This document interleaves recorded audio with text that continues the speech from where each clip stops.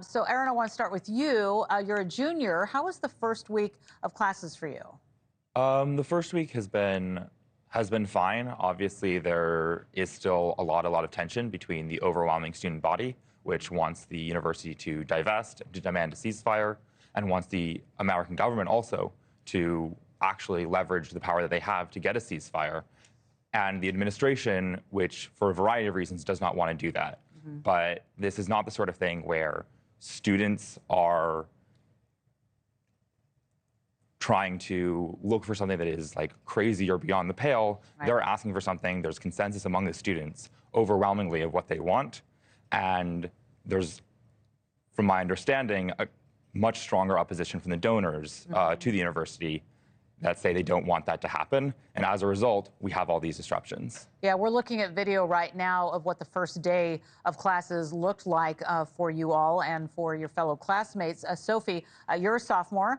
I've heard that you've said that you are a little worried about what's going on and kind of have a state of fear going on as well. And listen, I've been there, I've covered these protests, and it can get very volatile very quickly. That's the thing. When you're there, you're like, okay, they're protesting, and then all of a sudden, things can go sideways pretty quick, as we saw earlier this year. So how do you feel about these new safety measures that have been put in place for the year?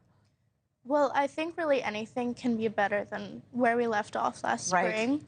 But I don't think that I can truly feel that safe until there's been any condemning of what's gone on in the past from the university administration, who's been completely silent, leaving Jewish students feeling left in the dark and abandoned by their own administration. Yeah, it must feel a lot different too going back to school, because when we were there, we saw the gates, we saw people getting checked in, the NYPD was there. It felt very different moving forward. And Shailee, I know that you're getting your master's in journalism. Congratulations. You've covered campus protests and encampments since last year as well. So take us through it. You know, the last week we spoke to a Columbia University student who works as a staff writer for student newspapers there about his observations from students across the table. So let's listen to that.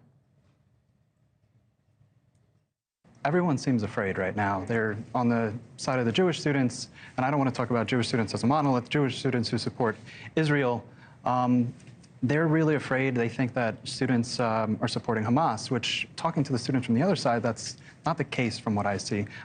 All right, Shailee, what are you hearing from students on this? What are people saying? Yeah, absolutely. I think we've seen a large number of protests and rallies that have occurred just in the first couple of weeks. There's been a sit-in that has happened at the School of International and Public Affairs as well. So it's very clear that people want to come back and protest with the same energy that was happening during the winter semester previously this year. And how does it make you feel?